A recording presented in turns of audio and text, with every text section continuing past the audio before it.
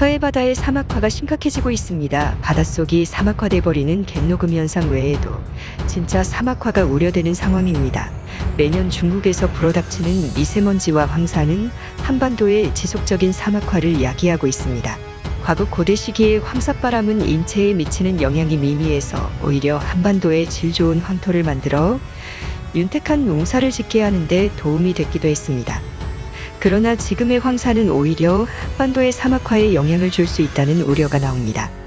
실제 고비 사막과 타클라마칸 사막의 면적은 매년 넓어지고 있고 고비 사막뿐 아니라 한반도 머리 위에 해당하는 만주평원도 사막화가 진행돼서 한반도에 불어닥치는 약 10% 정도가 만주 지방에서 불어닥치는 황사와 미세먼지가 해당되고 있습니다. 그런데 이러한 사막화 현상이 한반도 서부 해안 지역을 엄습하고 있어 충격을 주고 있는 가운데 이러한 우려를 극복하고자 한국에서 진행하고 있는 프로젝트가 눈길을 끌고 있습니다. 국토전략TV? 한국의 서해바다는 예로부터 수산 자원이 풍부하고 갯벌로 인해 한반도에 거주하는 많은 사람들을 윤택하게 하는 바다였습니다. 그뿐 아니라 그 깊이까지 낮아서 간척을 하게 될 경우 국토의 면적까지 넓어지게 돼서 서해바다는 한국인들의 축복의 바다였습니다. 그런데 최근 서해바다가 사막화되고 있다는 우려가 나옵니다. 실제 한국의 서해바다에는 사막지형이 있습니다. 해안사구라고 하는 해변의 모래가 넓어져서 사막처럼 바뀌어버리는 지형입니다. 대표적으로 서해바다의 태안반도에 신두리 해안사구가 있고 또 서해의 대청도에도 거대한 해안사구가 마치 사막처럼 형성되어지고 있습니다. 그 면적도 마치 사막처럼 넓어지는 모습을 보여 많은 관광객들이 즐겨 찾는 관광명소가 되고 있습니다. 그러나 일각에서는 이러한 사막화 현상이 장기적으로 진행될 경우 서해바다 해안 지역들이 광범위한 사막지대로 바뀌게 될 수 있다는 경고가 나옵니다. 한국 서해바다의 사막화의 원인 중에는 팬 현상이 있습니다. 동해에서 불어오는 고온 다습한 바람이 태백산맥을 넘으면서 건조하고 뜨거운 바람으로 바뀌면서 한반도 서해바다에는 고온 건조 기후대로 바뀌는 현상이 매년 심화되고 있습니다. 심지어 한국에서 가장 뜨거운 지역인 대구 특수형 기후보다 최근에는 서한 해안 지역의 여름철 기온이 더 높아지고 있고 바닷가와 인접해 있음에도 건조한 기후가 유지되면서 서해안의 사막화가 우려되고 있다는 분석이 나옵니다. 이러한 현상은 남한 지역뿐 아니라 북한 지역에서도 심각한 상황입니다. 심지어 북한에는 산림지대의 나무를 모조리 베어다가 난방연료로 사용하면서 고비사막 만주, 그 다음은 북한의 서부해안지대가 사막 건조지대로 바뀌어 나가는 추세입니다. 국제적 십자사를 비롯한 국제기관에서도 북한의 사막화는 심각한 수준으로 치닫고 있다는 보고를 내놓고 있습니다. 이러한 현상이 남한 지역까지 넘어오게 될 경우 한국 서부해안 지역이 사막화의 첫 번째 희생양이 될 가능성이 높습니다. 심지어 이 지역에는 강수량까지 점점 낮아지고 있어서 농작물의 가뭄 현상이 심화되는 추세이며 간척사업, 신시가지 개발사업 등의 여파로 인해서 지하수의 고갈, 담수조 수량의 저조가 이어지고 있습니다. 특히 한반도 유일의 사막지대가 있는 충남 서부해안지대의 사막화는 더욱 심각합니다. 강수량 저조로 인해서 담수량을 확보하지 못해 인근의 농업지대에 물이 고갈되고 있고 또 충남 서부 지역에 대규모 산업단지가 들어서면서 공업용수 조달까지 어려워지는 추세입니다. 다행히 최근에는 물이 부족한 충남 지역의 물 부족 현상 해결을 위해 대청댐에서 물을 조달해오는 프로젝트가 진행되면서 충남 서부 해안지대의 물 부족 문제를 어느 정도 해결할 수 있을 것으로 관측됩니다. 이러한 상황 가운데 한국 정부가 수십 년에 걸쳐 추진해온 프로젝트가 주목받고 있습니다. 바로 서해의 일부 지역에 방조제를 쌓고 저수지 안의 바닷물을 민물로 바꾸어 놓는 사업입니다. 거대한 담수호를 만드는 사업입니다.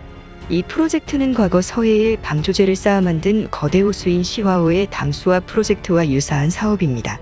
시화호가 담수화에 성공했었더라면 한반도 최대 규모의 담수호가 됐을 뻔했으나 지속적인 주변 공업지대의 폐수 유입과 농업수 유입 등으로 수질이 악화되면서 담수화를 포기했었던 일이 있었습니다.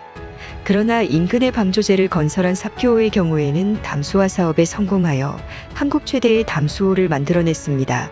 시화호처럼 삽교호의 경우에도 수질 오염 문제가 어느 정도 있는 상황이지만 아직 농업용수나 공업용수로의 사용은 가능한 수준입니다. 이외에도 성문호와 화성호 역시 주변 산업단지와 농경지에 물을 댈 수 있을 만한 담수호로 운영되고 있는 상황입니다.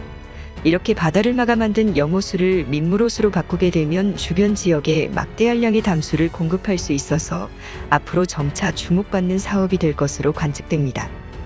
이러한 바닷물을 막아 만든 호수를 민물로 바꾸는 작업에서 가장 관건이 되는 것은 깨끗한 담수의 유입과 수질오염 관리입니다. 특히 한국의 해수담수화 기술을 잘 활용하면 서해의 인간이 만들어낸 세계 최대 규모 민물호수가 만들어질 수 있습니다.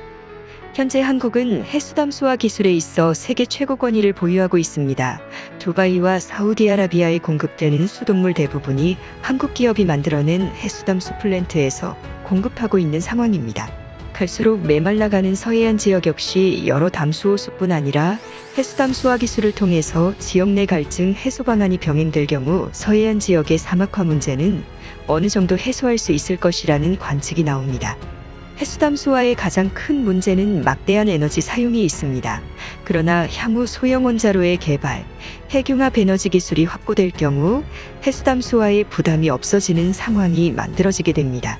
남아도는 전기에너지를 해수담수화 기술에 이용하게 되면 막대한 저수량의 담수호를 서해바다 해안 곳곳에 만들어 세계 최대 규모의 인공 담수호수를 한국에 만들어낼 수 있을 것으로 전망됩니다.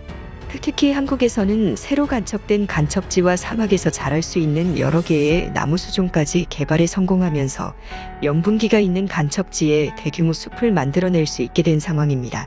세계 최대 규모의 간척 사업이 진행되는 새만금의 경우에도 사막화 문제가 주민들의 삶에 피해를 주고 있습니다.